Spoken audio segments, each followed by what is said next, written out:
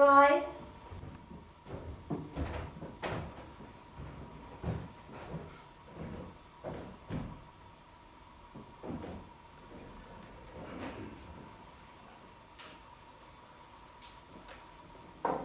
Mr. Alastair Campbell. Mr. Campbell, would you please tell His Lordship your full name and occupation?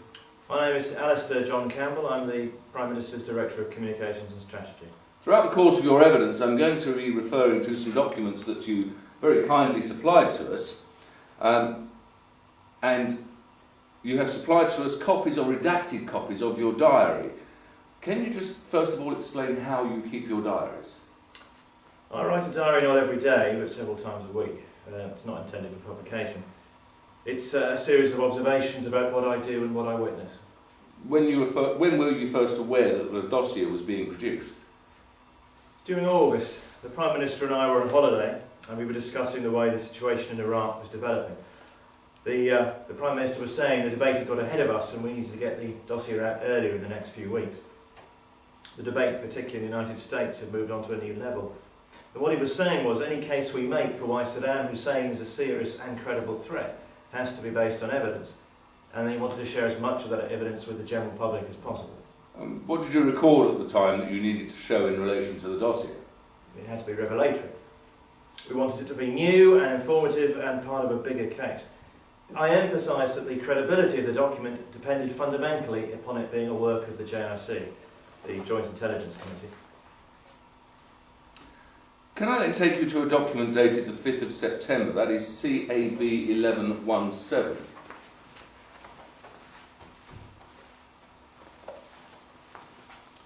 Which was an email from Jonathan Powell, the PM's Chief of Staff, to you.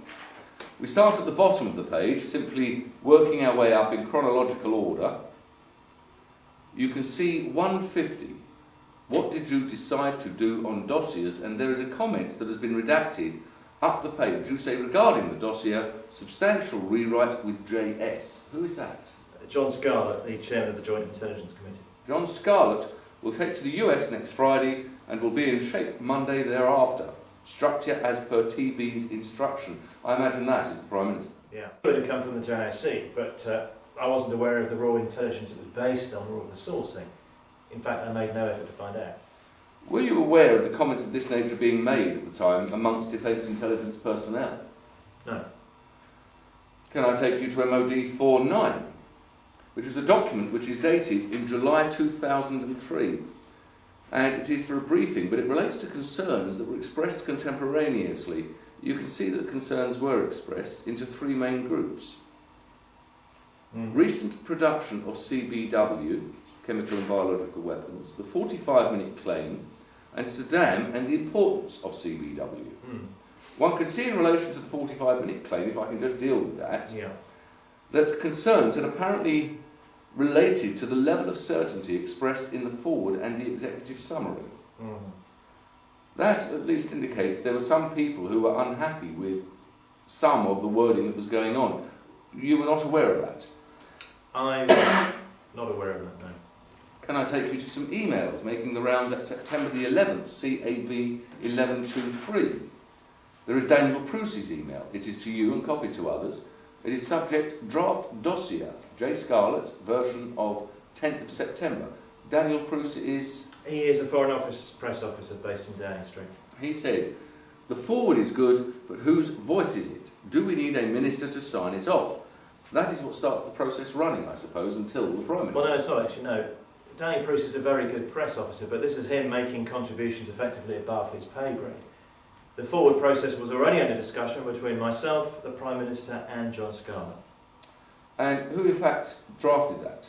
I prepared a draft, based upon discussion with the Prime Minister and with others about what should go in that draft.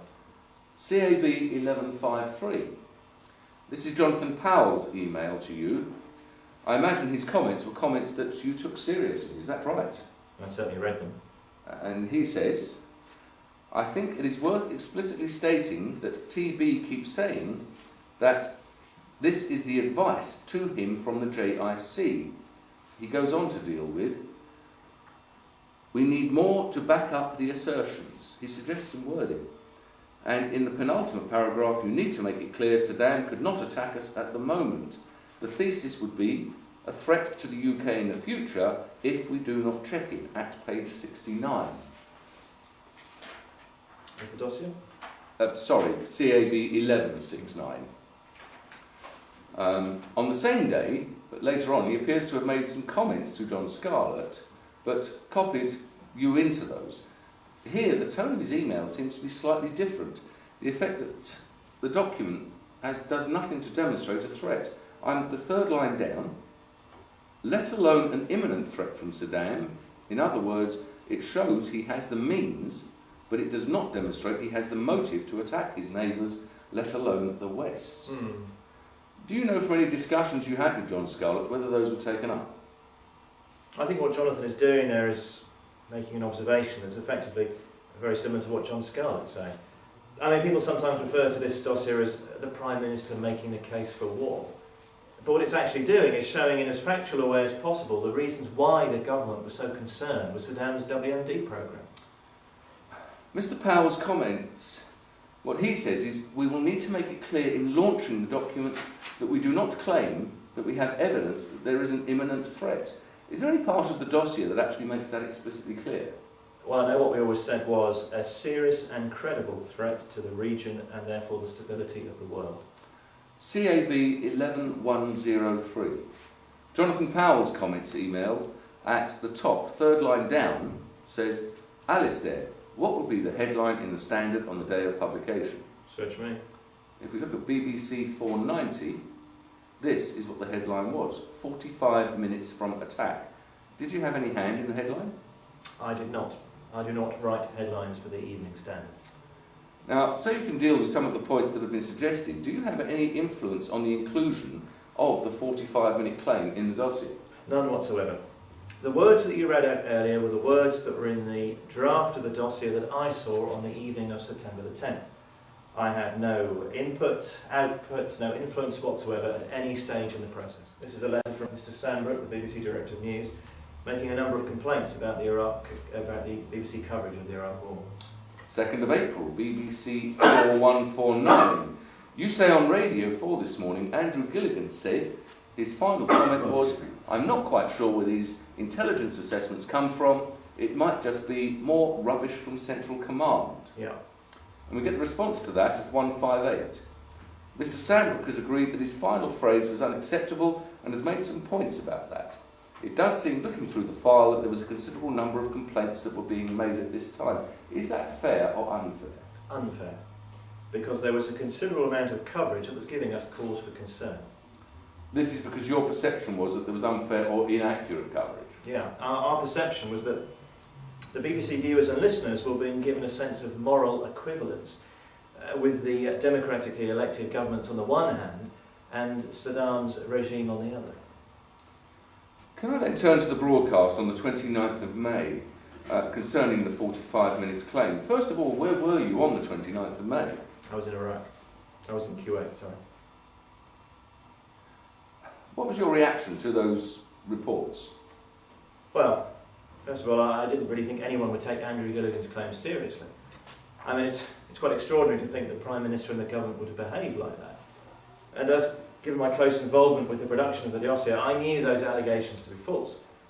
But I saw the way that the reporters were concentrating on the BBC News story and completely ignoring the Prime Minister's address to the troops and indeed his visit to Iraq. On the 1st of June, looking at your diary, what was your reaction to all this press coverage? I said it was grim. It was grim for me, and it was grim for TV, and there's this whole stuff about trust. And did you speak to Jonathan Scarlett at all? I did. And what was the gist of that conversation? Well, the gist of that conversation was John giving me his absolute support. Could I just add to that? I've just seen what it says here. He said, you are the brutal political hatchet man, and I am the dry intelligence officer, and we've been made to accord to our stereotypes. Mr. Campbell, if you look at your screen, you will see the reference is CAB 1244. You can see there the letter you wrote to Mr. Sandbrook. Can you just tell us how you concluded the letter? Well, I predicted he would seek to defend his story because in my experience Mr. Sandbrook generally does. I then concluded by saying, On the word of a single uncorroborated source, you have allowed one reporter to drive the BBC's coverage. We are left wondering why you have guidelines at all, given that they are so persistently breached without any comeback whatsoever. That seems a reasonably strong letter. Does that give proper vent to your feelings at that time? It does. Did you speak with the Prime Minister about the dispute with the BBC? Yes, I did. And what was the gist of that discussion? Well, at that stage the Prime Minister was saying to me, look, this is quite seriously an intense row, which is fine, keep going, but in a few days we're going to have to give this over to the Foreign Affairs Committee. The Prime Minister was also saying in the discussion that how on earth are we going to get this back to the domestic political agenda? I said, well, unless we somehow change the dynamic that is currently prevalent in the media, it's going to be very, very difficult. We then come on to the 8th of July. The Prime Minister is prepared in the morning for the Commons Liaison Committee. Then at 11:30 he returns and there is a discussion about whether or not Dr. Kelly's name should be made public. Were you a party to that discussion? I was party to parts of that discussion. Mr. Campbell, I would just like to ask you a general question. Suppose at this discussion on the 8th of July, someone had said, let's just hold on for a minute. This is a civil servant who has given very distinguished service to his country. He has admittedly been indiscreet in speaking to a journalist as he has. But if we release his name, we are going to subject him to very considerable strain. Is it right that we should do this? I think he could have done that. But I still think at the end of the day it would have come out with all the media pressure. I mean, his name would have come out, because these things always do. Reference has been made to the concern that if his name was not given to the Foreign Affairs Committee or the Intelligence and Security Committee, and it leaked out, that the government would be accused of a cover-up. Well, part of the discussion that I recall having with the Prime Minister and with others was about what Dr. Kelly would actually say if he went before a select committee. The Prime Minister did have some concerns about the government's position. So the concern was that if his name was not given by the government, but was later revealed, it might transpire that Dr. Kelly would have views that were quite or strongly critical of the government. That's right. Can I ask you, on the 9th of July, two aspects of your diary that, in that respect. What was it, as you perceived it, the biggest thing needed at this stage? Well, I felt that if we were going to bottom out this story and prove these allegations were without any validity beyond doubt, I felt Dr. Kelly appearing before a parliamentary committee was really the only way to go about it. So you were keen by the 9th of July that Dr. Kelly's name should be out? Yeah. I mean, we all felt this was going to happen, and as I say, we all felt this was the only way that this was going to be resolved. But I didn't do anything to bring it out because I was under strict instructions not to. At CAB 193, can I take you to an email that is sent to you? You have Tom Kelly here, the Prime Minister's official spokesman, writing an email saying, "This is now a game of chicken with the bean. The only way they will shift is if they see the screw tightening." Was this the mindset that was dominating number 10 at this stage? No, I don't think it doesn't really reflect the mindset, really, no. I mean, you know, I think I know what Tom is saying here, but when you have emails between colleagues, then clearly they're going to look very different when you're staring them at a screen in a courtroom. I just want to say that I think, like everybody, I've been very distressed with the way that Dr. Kelly, who's clearly someone of some distinction, has died in this way. And obviously I have, like everybody I'm sure has, thought very, very deeply about the whole situation. So all I would like to say is that I'm very, very sorry. Is there anything further about the circumstances surrounding Dr. Kelly's death you can assist his lordship with? I don't think so. Well, thank you very much, Mr. Campbell. Thank you.